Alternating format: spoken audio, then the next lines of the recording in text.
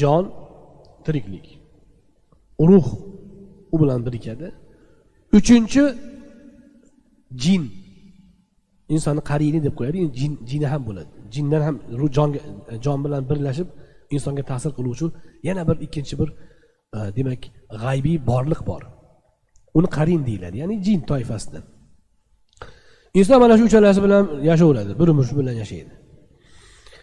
Endi mana shu joyda inson ruhiy tarbiyasini joyiga qo'ysa, keyin u nafs poklanib, mana bu shaytonning vasvasasidan uzoqlashadi. Aks holda shaytonga u taslim bo'lib qoladi. Mana odamlarda jin kirdi degan gap rosa tarqagan, to'g'rimi? Hech jin kirishga hojati yo'q, o'zi ichida jin bor. Bo'ladi, o'zi qarin bo'ladi. Shayton vasvasasi bor. O'shuning uchun o'sha jinshunoslar aytadiki, insonga tashqaridan o'shaqa jin tegishining ta'siridan ko'ra deydi, insonning qarini bo'lgan jin insondan g'olib kelib qolsa, u yomon bo'ladi deydi. Uni chiqarib bo'lmaydi, u chiqmaydi u. Oysha roziyallohu anha bir kuni Rasul akram alayhisolamdan xavotir olib chiqqan orqalarida. Baqiyaga borgan, qarasalar baqiyaga ketyapti ekan. Darhol orqaga qaytib kirib o'tirib olganlar. Hansirab turganlaridan Rasul akram alayhisolam qaytib kirib bilganlar. Shaytoning tek qo'ymadimi deganlar. Oysha roziyallohu anha aytganlarki, "Ya Rasululloh, sizda ham bormi?" degan. Rasul akram alayhisolam "Hamada bo'ladimi ya Rasululloh?" deganda "Hamada bo'ladi" deganlar. "Sizda hammi?" degan. Oysha roziyallohu anha "Menda ham.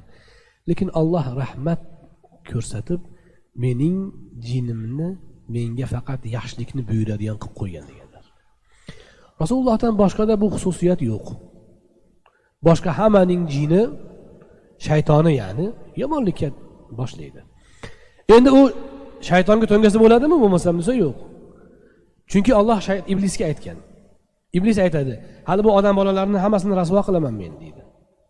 Juda kamini shukr qilganini ko'rasan sen deydi. Shunda Alloh aytadiki, "Inna ibadi laysa laka alayhim sulton." Meni bandalarimga sening hukmronliging yo'q. "Illa man ittaba'aka minal g'awin." Magar senga ergashgan gumrohlar bo'lsa marhamat olavur. Shuning uchun insonga shayton g'olib kelishining asosiy sababi insonning o'zi bo'ladi. O'zi shaytonga tobe bo'lgan sari uning rizqi, ozuqasi ko'payib, u semirib, keyin insonni yengib qo'yadi. Agar ruhi tomonga ko'proq e'tibor bersa, ruhi baquvvat bo'ladi. Agar ruhoniy quvvati baquvvat bo'lsa, shayton jinlarning ta'siri o'shancha uzoqlashadi. Mana bu narsalarni biz bilib olishimiz kerak.